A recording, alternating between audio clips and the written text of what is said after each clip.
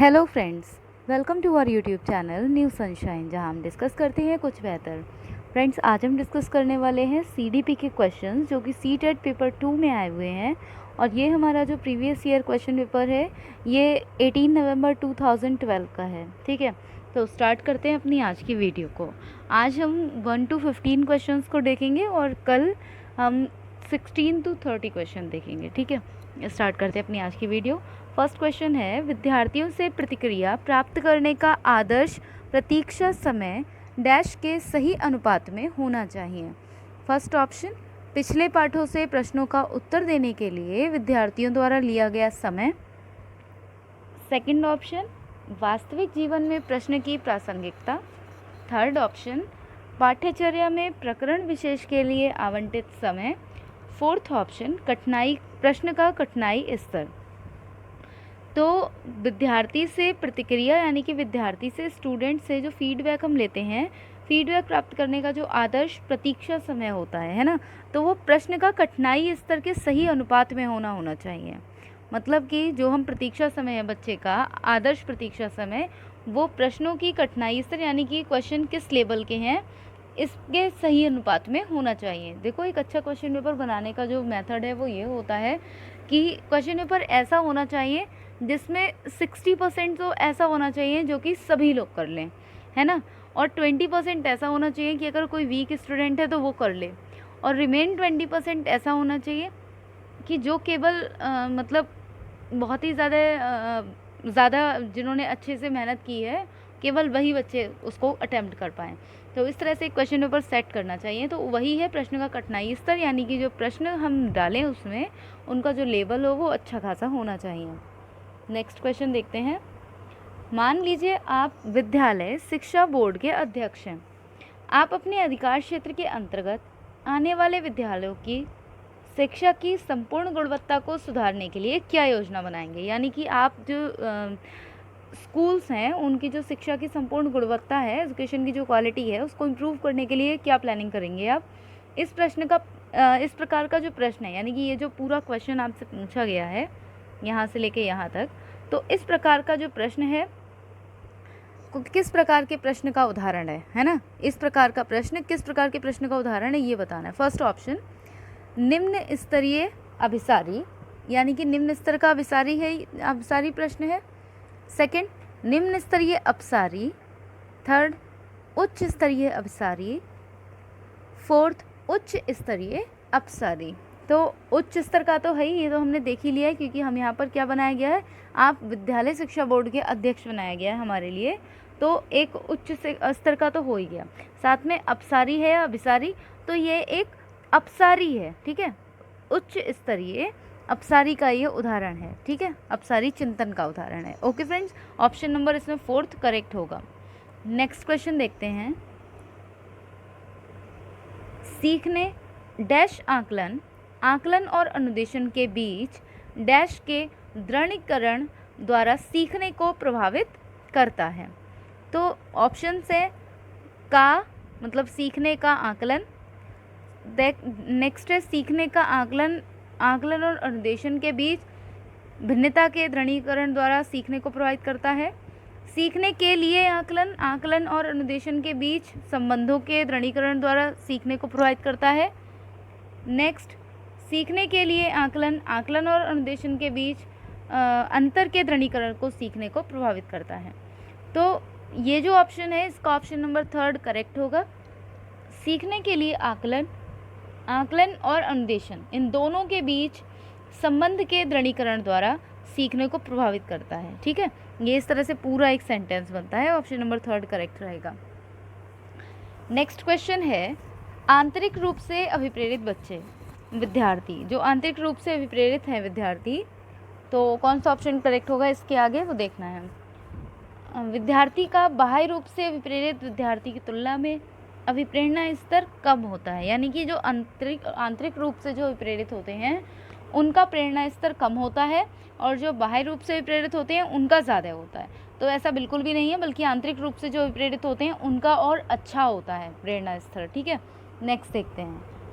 आंतरिक रूप से अभिप्रेरित विद्यार्थी के लिए औपचारिक शिक्षा की आवश्यकता नहीं है, तो ये भी रॉन्ग है। औपचारिक शिक्षा की आवश्यकता होती है, ठीक है, तो ऐसा नहीं है कि बिल्कुल भी औपचारिक शिक्षा की आवश्यकता नहीं है।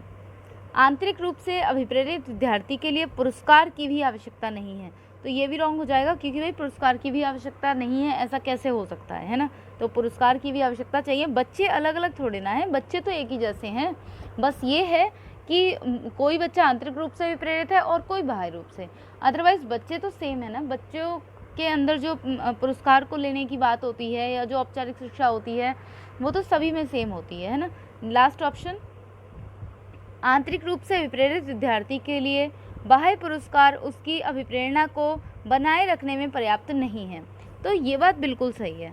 यानी कि जो आंतरिक रूप से विप्रेरित बच्चा है, अगर वो जीता है और आप उसे जो बाह्य पुरस्कार की जो प्रेरणा है आप उसे वो दें, जैसे कि आप ये कहें कि लो भाई तुम जीते हो तो एक टॉफ़ी ले लो या इस तरह से, तो क्या है, ये बाह्य अभिप्रेरणा है कि भाई तुम ये काम करोगे तो हम तुम्हें टॉफ़ी देंगे, तो बच्चा लालच में काम करता है, तो उसके लिए सिर्फ इतना काफ़ी नहीं है।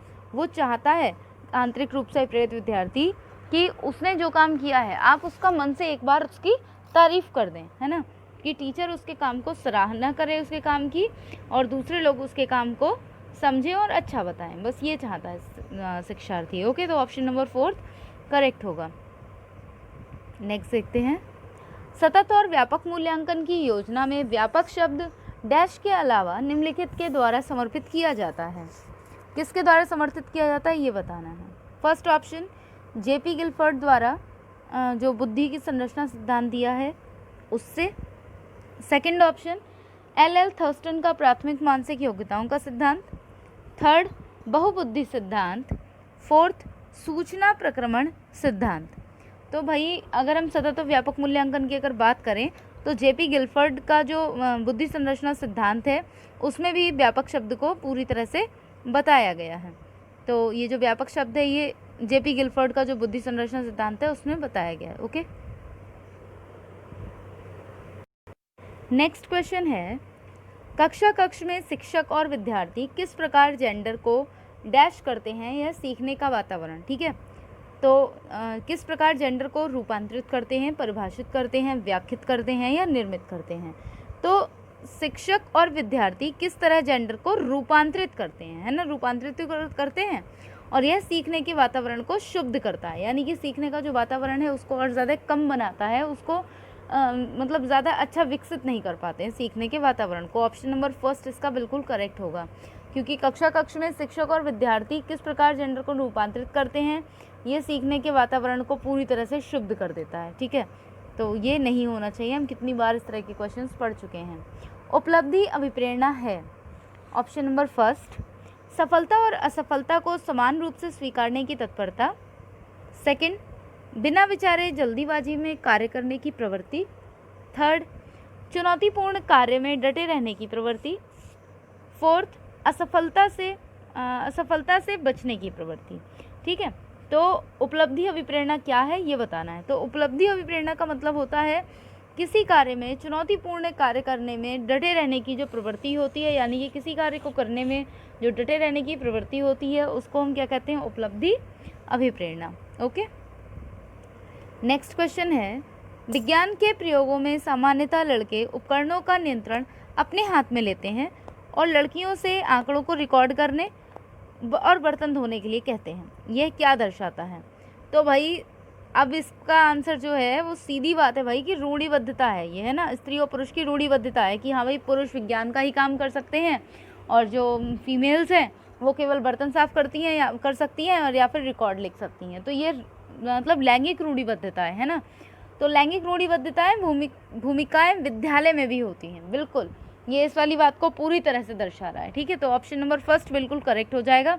अदरवाइज लड़के उपकरणों को ज़्यादा कुशलता से संभालते हैं, बिल्कुल गलत है। लड़कियां नाजुक होती हैं, गलत है। लड़कियां बेहतरीन अवलोकनकर्ता होती हैं और बिना किसी गलती के आंकड़ों का रिकॉर्ड रखती हैं, ये भी गलत है।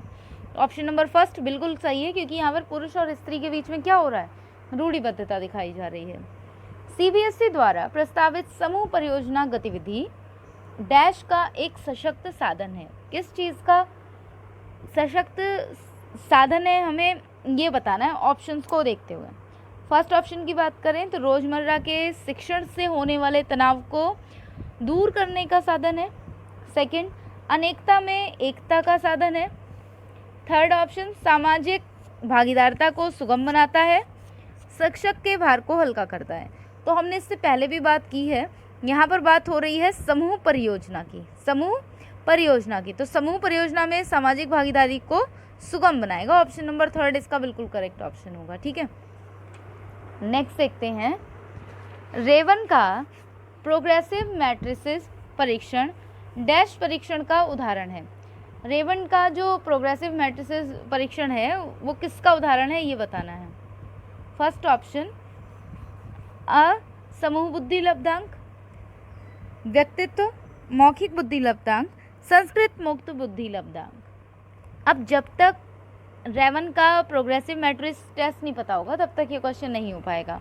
तो रेवन का जो प्रोग्रेसिव मैट्रिक्स जो टेस्ट है वो संस्कृति मुक्त बुद्धि लब्धांक परीक्षण का उदाहरण है। ठीक है, इस परीक्षण में क्या होता है कि समस्याओं की जब व्याख्या करते हैं उस समय कठिनाई का स्तर बढ़ता जाता है, जिससे व्यक्ति को अधिक समय लगने लगता है, परंतु उसे यथासंभव जल्दी करने के लिए कहा जाता है कि आप जल्दी जल्दी करो। तो ये संस्कृति मुक्त बुद्धि लब्धांक है। ऑप्शन नंबर फोर्थ इसका करेक्ट होगा। निम्नलिखित में से कौन सा सिद्धांत पाठ योजना में शामिल नहीं है? ऑप्शन नंबर फर्स्ट, योजना की दृढ़ता, सेकंड, शिक्षार्थियों का ज्ञान, थर्ड, उद्देश्यों की स्पष्टता, फोर्थ, शिक्षण का ज्ञान। जिस किसी ने भी लेसन प्लान बनाए हैं अपने बीएड में या डीएलएड में, उनको पता होगा कि जो लेसन प्लान बनाते हैं उसमें कौन कौन से पॉइंट्स होते हैं। शिक्षार्थियों का ज्ञान भी देखते हैं, उद्देश्यों की स्पष्टता भी होती है, शिक्षण का ज्ञान। तो यहाँ पर जो चीज़ शामिल नहीं होती है वो होती है योजना की दृढ़ता। अपनी योजना पे आप कैसे दृढ़ हो सकते हैं बताइए? आपकी योजना, आप योजना तो बनाते हैं लेकिन दृढ़ता उसमें नहीं होती है। क्यों नहीं होती है? क्योंकि आपने तो अपनी योजना अपने अकॉर्डिंग बनाई है, लेकिन आपके सामने जो बच्चे हैं आप उनको कितना डिलीवर कर पा रहे हैं, दृढ़ता उस पर निर्भर करती है। ठीक है, तो ये ऑप्शन रॉन्ग हो जाएगा और according to this question this one is the correct option.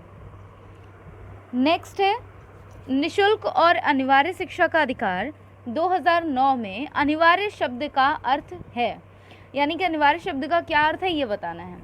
First, केंद्र सरकार दाखिले, उपस्थिति और प्रारंभिक शिक्षा को पूर्णता को सुनिश्चित करेगी। सेकंड, उचित सरकारें दाखिले, उपस्थिति और प्रारंभिक शिक्षा की पूर्णता को सुनिश्चित करेंगी। नेक्स्ट, दंडात्मक कार्य से बचने के लिए अपने बच्चों को विद्यालय भेजने के लिए अभिभावकों पर अनिवार्य रूप से जोर डाला गया है।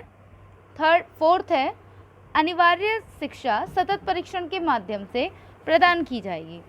तो जो निशुल्क और अनिवार्य शिक्षा में जो अनिवार्य शब्द का अर्थ है वो ये है कि उचित सरकारें दाखिले, उपस्थिति और प्रारंभिक शिक्षा की पूर्णता को सुनिश्चित करें। अनिवार्य मतलब हर तरह के बच्चे को शिक्षा मिल सके। ठीक है, तो ये है इसका सेकंड ऑप्शन। नेक्स्ट है, अधिकारकर्ता का स्वनियमन का अर्थ क्या है? स्वनियमन का अर्थ क्या है ये बताना है। फर्स्ट ऑप्शन, विद्यार्थी निकाय द्वारा बनाए गए नियम एवं विनियम, विद्यार्थियों के व्यवहार के लिए विनियमों का निर्माण करना, अनुशासन और नियंत्रण, स्व अनुशासन और नियंत्रण।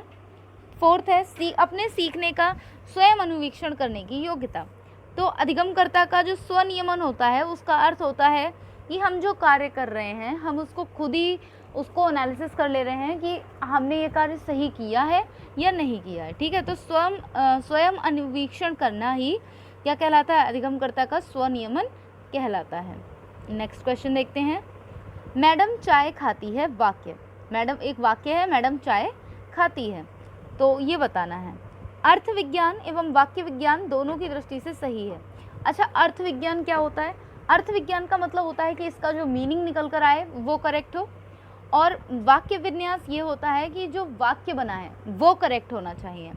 तो अगर हम ये देखें तो ये वाक्य विन्यास की दृष्टि से तो सही है। वाक्य विन्यास मतलब ये कि पहले क्या आना चाहिए अकॉर्डिंग टू द सेंटेंस, सबसे पहले हमारा मैडम आना चाहिए, ठीक है, फिर उसके बाद चाय आनी चाहिए और फिर खाता खाती जो कुछ भी है, या अगर सपोज अगर यहाँ पर होता खाना, चाय की जगह खाना होता तो हम कैसे लिखते हैं? मैडम खाना खाती हैं, ठीक है, और मैडम चाय पीती हैं, तो खाती की जगह पीती हो जाता और चाय की जगह खाना हो जाता।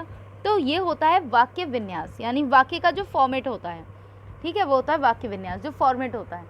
अच्छा, अर्थ की दृष्टि से सही नहीं है, क्योंकि मैडम चाय खाती है, चाय खाई नहीं जाती, चाय पी जाती है ना।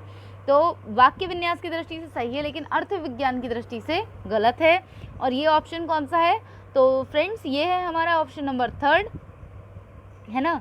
ऑप्शन नंबर 3 बिल्कुल सही है। और अगर किसी को कोई भी प्रॉब्लम, कोई भी कन्फ्यूजन है तो आप कमेंट बॉक्स में कमेंट करके पूछ सकते हैं, ठीक है। और साथ ही आप अपने वैल्यूएबल सजेशंस देना ना भूलें। अगर कुछ भी आप चाहते हैं कि हाँ वीडियो में इम्प्रूवमेंट होना चाहिए या ये होना चाहिए, तो आप अपने सजेशंस को कमेंट बॉक्स में कमेंट करके बता सकते हैं। साथ ही अगर वीडियो अच्छा लगे तो वीडियो को लाइक एंड शेयर करना बिल्कुल भी ना भूलें, ठीक है। और अगर चैनल पर नए हो तो प्लीज़ चैनल को सब्सक्राइब कर दीजिए, ओके। अच्छा जी, आज का नेक्स्ट एंड लास्ट क्वेश्चन है, सीखने के सिद्धांतों के संदर्भ में स्कैफोल्डिंग डैश की ओर संकेत करती है। स्कैफोल्डिंग किसकी ओर संकेत करती है? आपके लिए क्वेश्चन ये है कि ये बताना है कि जो स्कैफोल्डिंग है वो किसकी थ्योरी से रिलेटेड है, ठीक है। मतलब कि स्कैफोल्डिंग किससे रिलेटेड है ये बताना है, किस थ्योरी से, और उस जिसने ये स्कैफोल्डिंग वर्ड दिया है उनका नेम भी बताना है। चलिए, ऑप्शंस है, सीखने में वयस्कों द्वारा अस्थायी सहयोग, विद्यार्थियों द्वारा की गई गलतियों के कारणों का पता लगाना, अनुरूपित शिक्षण, पूर्व अधिगम की पुनरावृत्ति, ठीक है। तो जो हमारा स्कैफोल्डिंग होता है वो होता है सीखने में वयस्कों द्वारा अस्थायी सहयोग, यानी कि हमें जब कोई काम नहीं होता है, नहीं आ रहा होता है, तो हम अपने से जो वयस्क होते हैं, जो बड़े होते हैं या जो हमसे ज़्यादा मतलब अनुभवी होते हैं उस विषय में, हम उनसे उस बारे में डिस्कस करते हैं, पूछते हैं, ठीक है। तो ये है सीखने में वयस्कों द्वारा अस्थायी सहयोग। हमने देखा था ना ZPD, zone of proximal development, वो यही था स्कैफोल्डिंग, ठीक है। तो आज की इस क्लास में सिर्फ इतना ही। अगर किसी को कोई प्रॉब्लम, कोई डाउट है तो आप कमेंट बॉक्स में कमेंट करके पूछ सकते हैं। साथ ही चैनल को सब्सक्राइब करना बिल्कुल ना भूलें और बेल आइकन को प्रेस कर लें ताकि आने वाली वीडियो की नोटिफिकेशन आपको मिल सके। तो फ्रेंड्स, आज के इस वीडियो में सिर्फ इतना ही। अपनी कल की वीडियो में फिर से मुलाकात होगी, तब तक के लिए thank you for watching my video.